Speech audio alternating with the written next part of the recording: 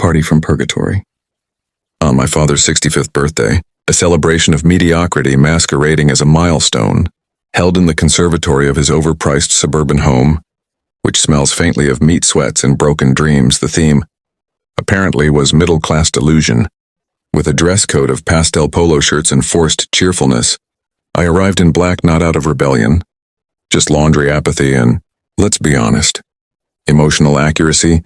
Mom was already in hostess mode, flitting around like a caffeinated sparrow, telling people how blessed we all were while mentally holding in a scream.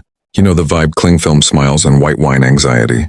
Stationed myself near the bar, naturally the safest place to be. Surrounded by bottles and judgment, Aunt Linda was 2 gin and tonics deep, telling anyone who'd listen about her recent hip surgery like it was a TED Talk. Cousin Toby was still trying to convince people his crypto pyramid wasn't a scam, bless him. He still thinks blockchain is a personality. As for me, I was trying not to inhale too much secondhand disappointment. Tricky, considering my entire extended family exhales it like second nature. It's like we all agreed to gather in one place, pretend we like each other, and roast sausages over the smoldering ashes of mutual resentment. Then there's Dad, king of the hour, wearing a salmon pink shirt that screamed divorced energy, even though he's still married somehow. He was holding quart of coarse beer in one hand, arrogance in the other, while people took turns raising toasts to his greatness. You'd think he cured cancer the way Uncle Dave went on about him. Apparently, turning 65 without getting arrested is now a cause for national celebration. Everyone took turns fawning over him like he was the patron saint of disappointment. To John, they all said, clinking glasses with the desperation of people, hoping he'd finally leave them something in his will. I raised my own glass too, a subtle nod to surviving childhood, with my self-worth barely limping along behind me. Honestly, we should have been celebrating that.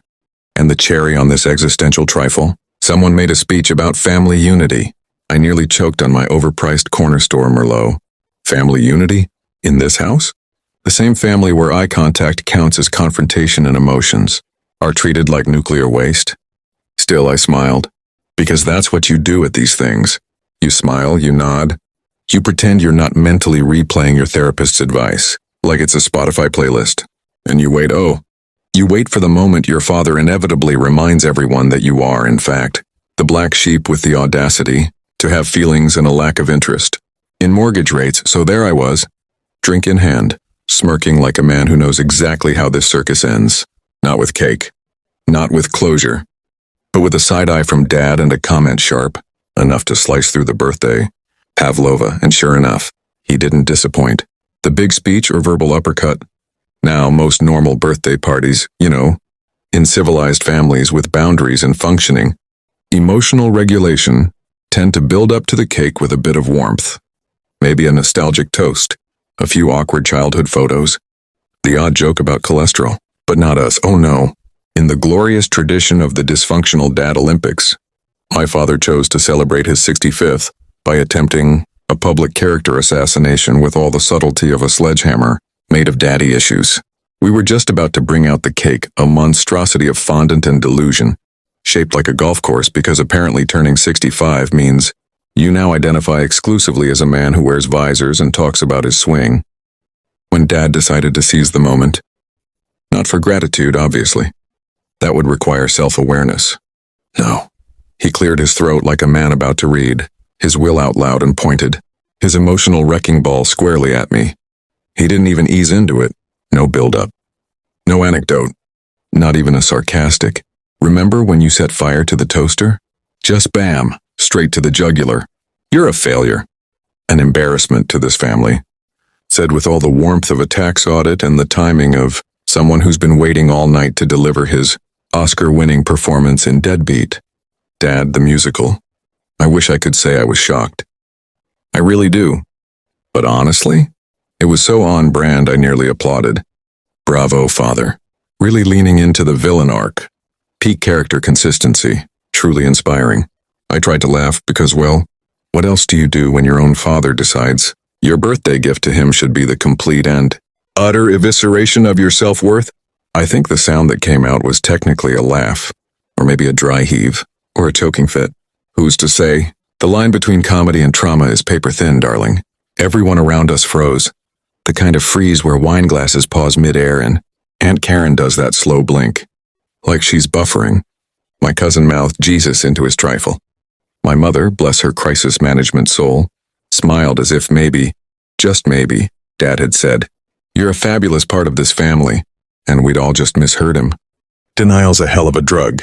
Meanwhile, I stood there, internally scrolling through every therapy session I've ever had, wondering if this counted as a relapse or just Tuesday. I said nothing, of course, because if life with my father has taught me anything, it's that responding only makes it worse, like poking a bear, or trying to explain consent to a man who uses back in my day unironically. And I could see it, the smug satisfaction in his face, like he just won some kind of emotional demolition derby, like hurting me in front of others made his beer taste better. He looked at me with that proud, condescending gleam he usually reserves for discussing the stock market and how young people don't work hard enough these days. But here's the thing, and it's important. You don't have to explode when someone detonates your ego in public.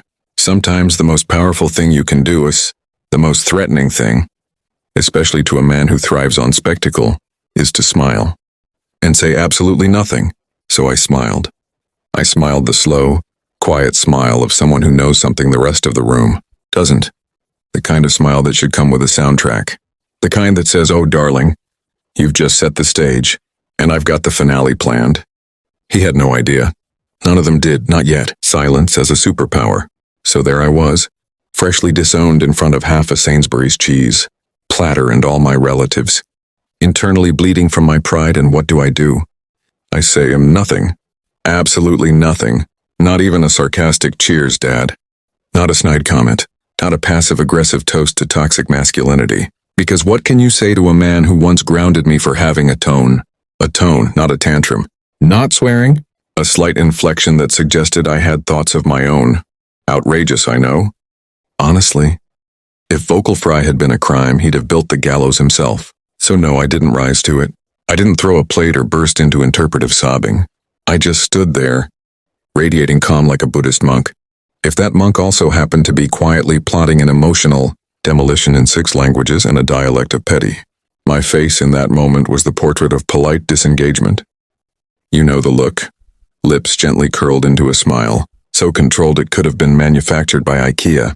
Eyes glazed over like I was reading the nutritional label on a cereal box I couldn't afford as a kid. Beneath it all, my brain was an absolute festival of insults I didn't say. Shakespearean-level rage poetry. Some of it rhymed. All of it was unrepeatable. Mum, bless her ever-cracking eggshell soul, gave the polite cough of someone who knows her husband is being a monumental arse but has emotionally filed it under just his way. That cough carried 38 years of marital compromise and one extremely well-rehearsed panic response.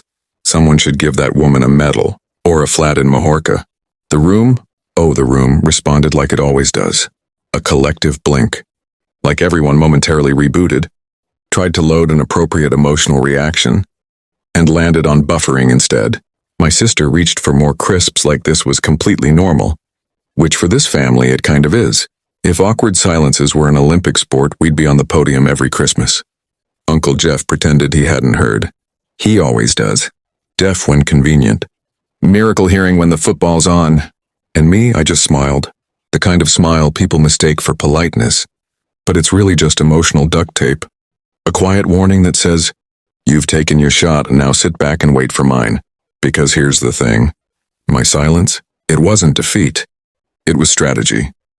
Nuclear-grade, slow-burn, passive-aggressive strategy. Let him think he won. Let the room carry on with its cheap wine and stale sausage rolls. Let the night march forward like nothing happened. That's how you set the stage. Because in a family like mine, silence isn't weakness, it's ammunition. And I had just started loading the metaphorical gun. The gift sneered him. Ah yes, gift time. That sacred post-cake ritual, where we all gather round to see who spent the most money compensating for emotional neglect. The table's a battlefield of carefully curated offerings. Novelty socks from people who stopped trying years ago, a monogrammed whiskey decanter from someone desperate to stay in the will, and of course, a framed photo of the grandkids, the nuclear family's version of holy water. Me, I brought a small box. Tiny, really. barely visible under the collective weight of everyone else's performative generosity. Wrapped in plain brown paper, no frills, no bows, no best dad ever gift tag with a cartoon golf ball, just simple, understated, some might even say suspicious. And of course, Dad noticed. He zeroed in on that box like it personally offended his masculinity, squinted at it like I'd wrapped up a tax bill or a handwritten confession. And then, just as the Prosecco was flowing, and everyone had reached that woozy stage where mild family dysfunction gets politely ignored, he unleashed the sneerdom. You know the one. That specific facial expression dads master around the time you first show them a drawing as a child and they ask, "What's it supposed to be?" Mixed somewhere between disappointment, condescension, and something vaguely resembling the face of someone smelling off milk. He clocked the size of the box, let the room go quiet, then, loud enough to echo through my internal organ, said, "Still broke, huh?" And the way he smiled after, like he'd just landed a zinger on Mock the Week and expected applause. Masterful, truly. A career highlight in the art of casual cruelty. A few people chuckled. Not out of humor, mind you. No, this was the nervous titter of people caught in the awkward purgatory between should we laugh and are we part of the problem? Spoiler, they are. My cousin stifled a snort into his glass of Tesco's best bubbly. My sister gave me that look, the don't make a scene one, as if I'm the problem for not giggling while being publicly mugged off. Again. Mum, meanwhile, fiddled with a serviette like it was a detonator, muttering something about how your father's had a lot of wine. As if that's ever been an excuse. Honestly, if he committed tax fraud, she'd say it was because he hadn't had his morning coffee. And me, I smiled again. That same unnerving, measured smile I'd been cultivating all night. The smile that says, yes, I am broke. Broke of giving a single flying fuck about your opinion, old man. Because the truth? I wasn't broke. Not even close. But I wanted him to think I was. Let him believe I'd shown up with a token gift and my usual existential baggage. Let him bask in the superiority he's worn like an aftershave since I was 5. Let him laugh. Let them all laugh. Because that box, that little unimpressive, unassuming box, was about to rewrite the script. They just didn't know it yet. Plot twist incoming. He doesn't even open it. Of course he doesn't. That would require basic decency and the emotional bandwidth of a mildly evolved life form. No, he clocks the size, scoffs like I've wrapped disappointment in glitter and chucks it. Yes, chucks. My carefully wrapped box lands on the gift pile like a dud firework, barely noticed, slightly pitiful, and definitely not going off anytime soon. I swear it made a little thud, like even the table knew it had been insulted.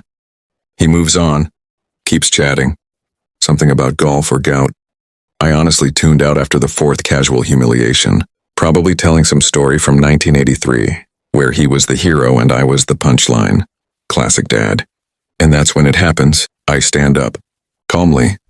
No dramatic chair scrape. No table slam. Just a simple, slow rise.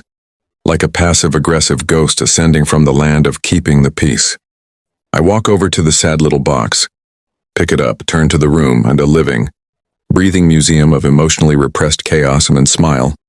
Not my usual dead inside one. No, this smile's got teeth. The kind you see just before the plot twist in a murder mystery. Let's open it now, yeah? I say, voice light. Borderline chipper, and which, coming from me, is usually a warning sign that psychological warfare is about to begin. The room freezes. You could hear a Waitrose olive drop. Aunt Sandra's fork, mid-stab, into something that used to be quiche. Hovers in the air like it's been caught doing something illegal. Even the dog stops licking its own bum to observe the moment. That's how you know it's serious. Mum coughs again. The same little oh no not now please not again cough from earlier. But now it's loaded with dread. She knows the tone. She's heard it before. The last time I used it, a family group chat died and never came back. Dad looks amused. The kind of amused that's 2 sips away from calling me. Melodramatic in front of a room full of people who haven't been alone with their feelings since the 90s. But I ignore him. I walk right up to the table. Center stage, eyes on me. I could practically hear David Attenborough narrating. And here we witness the family scapegoat in its natural habitat. Preparing for a public act of petty revenge, I hold the box up like it's the bloody holy grail and say, again, me cheerfully, Go on, Dad, open it. No one's breathing. My sister's trying to blink me into silence. Uncle Jeff's chewing his lip like it's suddenly full of secrets. And Nana? Nana's leaned forward like this is better than telly. And me? I've never felt calmer. Because the best part of being treated like nothing is when no one sees you coming. And oh, they never see it coming. The reveal. So there I am, center stage, holding the sad little box that apparently wasn't worth unwrapping. Like it's a sacred relic from the Church of Comeuppance. I open it, slowly, deliberately. None of that frantic tearing you see in cheesy Christmas ads. No, this is performance art now, precision, poise, pettiness, honed to a deadly point. I reach in, one hand theatrical, like I'm pulling hope itself from the ruins of my self-esteem. And out comes a set of keys. Not fancy ones, not a flashy car key fob that beeps or a novelty bottle opener shaped like a beer can. Just plain cold metal house keys.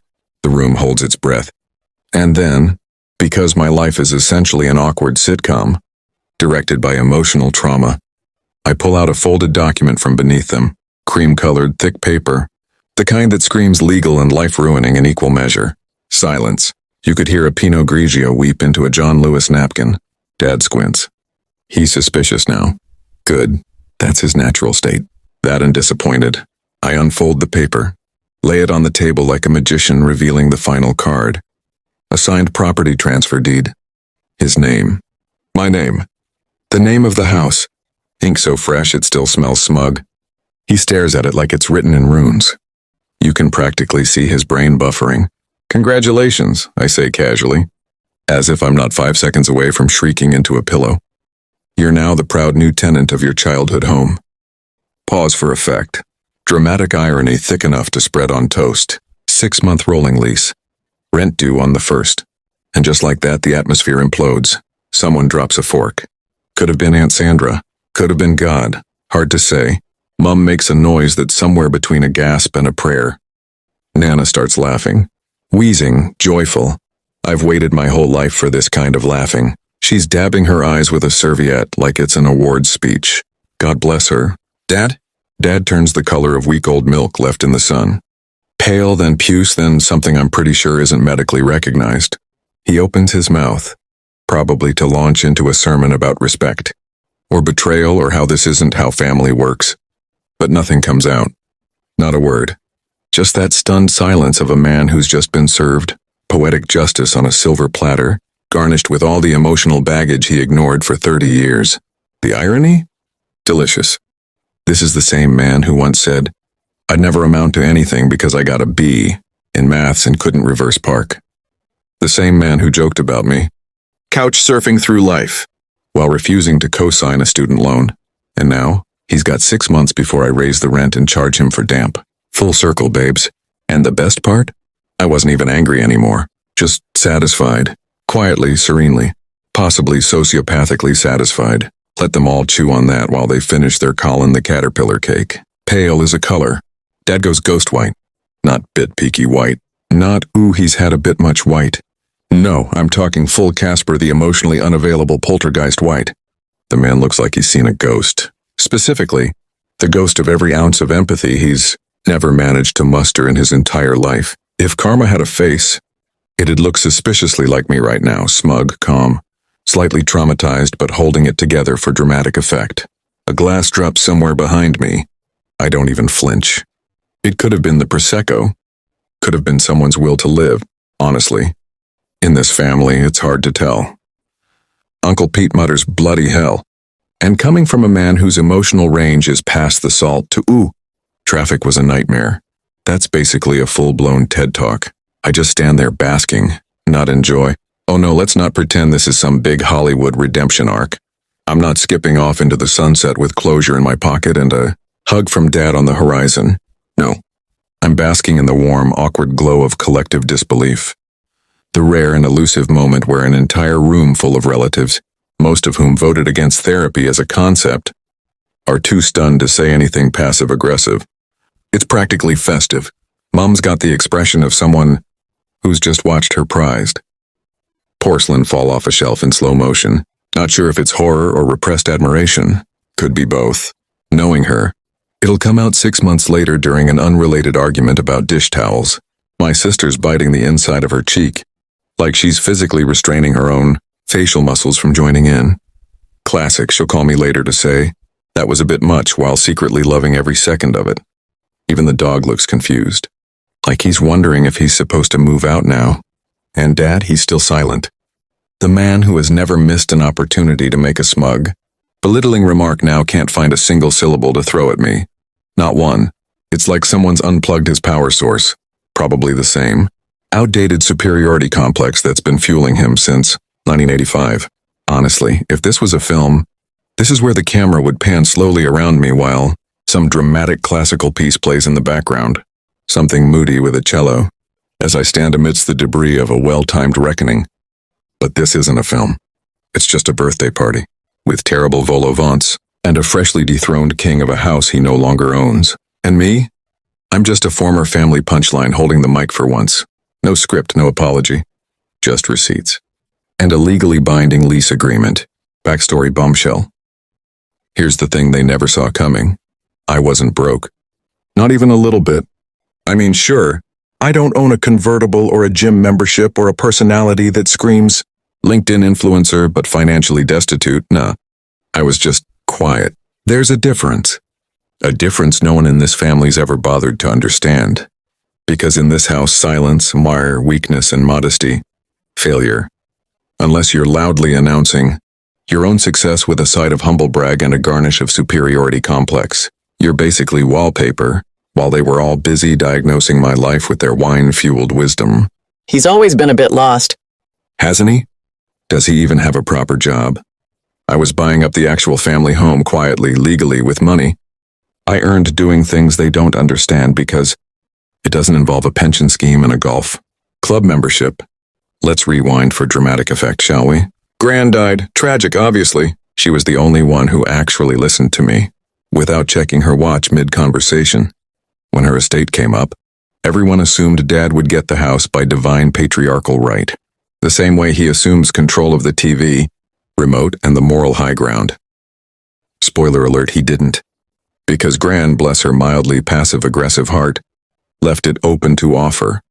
And while the rest of the family were too busy elbowing each other for jewelry and ceramic hedgehogs, I was on the phone with solicitors quietly, competently, with every penny I was supposedly too incompetent to possess. I paid for it in full. No loans, no drama.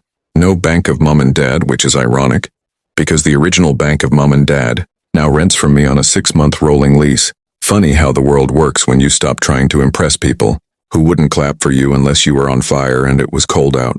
They thought I was broke because I didn't perform wealth the way they like. I didn't peacock.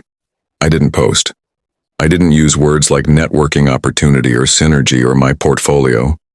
My suit is from M&S and my car is older than my therapist. But what I do have is receipts. Literal ones. For land registry fees. The truth is I wasn't trying to prove anything. I just didn't want him. The man who called me a disappointment in front of a 3-tier cake. To inherit the one place that ever felt like home. So I bought it. Silently. Because revenge doesn't always have to be loud. Sometimes it wears a quiet smile and carries a manila envelope. And in that moment, at Dad's big birthday bash, the pastel poloed circus of family dysfunction, the backstory hit like a delayed grenade. They thought I was struggling. I was just biding my time. The fallout. Mom's clutching, her pearls like she's just witnessed a crime scene involving the Queen's corgis. Honestly, if you looked closely, you'd see the faint twitch of a not my problem eyebrow, the kind reserved for when family drama threatens. Her carefully curated image of perfection. Dad, meanwhile, is still locked in what I can only describe as the deer in headlights, but make it middle-aged disappointment expression. It's the exact look of a man who has just realized his entire ego has been repossessed and replaced with a copy of The Guardian. Crossword. Silent, pale, completely incapable of a comeback. I think he's processing whether this means he has to actually read the lease. My sister, bless her timing, suddenly remembers I exist. Not that she's come over to congratulate me or ask for details, no. More like a delayed notification ping. Oh yeah, that sibling. Wonder what they're up to. She gives me the kind of half smile that says, "You've got 10 minutes before this is embarrassing for all of us." Classic family support. The rest of the clan, either frozen in stunned silence or mentally updating their wills and checking if there's a clause about disgraced relatives who might now have actual leverage over the family assets. You know, the usual birthday party entertainment. Meanwhile, I'm standing there with my drink, a gloriously mediocre glass of cheap Prosecco. That tastes like bubbly justice. Both burn a little going down, but in the best way possible, like an emotional hangover with a shot of serves him right. And as I sip, I think maybe this is what winning looks like when the odds were stacked so heavily against you that you stopped caring and just played your own game. Because at the end of the day, the party was never about turning 55 or 65, or whatever arbitrary milestone this was. It was about surviving the years of silent judgment and low-key sabotage. So cheers to that, to tiny victories and tiny boxes, to the quiet ones who just might have the loudest last laugh, and to the family who thought I was broke. I'm not. I just owned the house, and now the rent is due. The exit stage left with dignity. So, after the verbal bombshell, the shocked silence, and a family collectively recalibrating their life choices, I do what any sane person would do. I gather my tiny box, straighten my metaphorical crown, and make my exit. Dignity, surprisingly intact. Apologies? Not one, not a zip. Because honestly, I didn't show up to Dad's 65th birthday party looking for a heartfelt, sorry for being a complete tool, or a tearful confession about how I'm the family's misunderstood gem. If that had been on the menu, I'd have stayed home with my tea and a box set. No, I came for something far more satisfying, the look on Dad's face when he realized the failure he sneered at all these years had just handed him a tenancy agreement for his childhood. Home, priceless. A perfect blend of confusion, disbelief, and the dawning realization that he'd just been outplayed by his own offspring. There's a special kind of magic in watching someone who once reduced you to an embarrassment suddenly comprehend they're now renting the roof over their head. It's the kind of moment that belongs in a sitcom, but sadly, this was 100% real life, with slightly worse lighting and even worse family drama.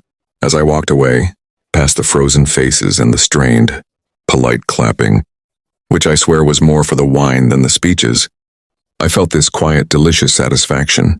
And yes, it's awkward. It's going to make Christmases and birthdays for years a little more tense and probably funnier to everyone but me. But you know what? It's worth it. Because sometimes the best revenge isn't shouting louder or burning bridges. It's quietly taking the keys and locking the door behind you, stage left, exit with dignity, and leave them all wondering how on earth the failure managed to turn the tables so spectacularly.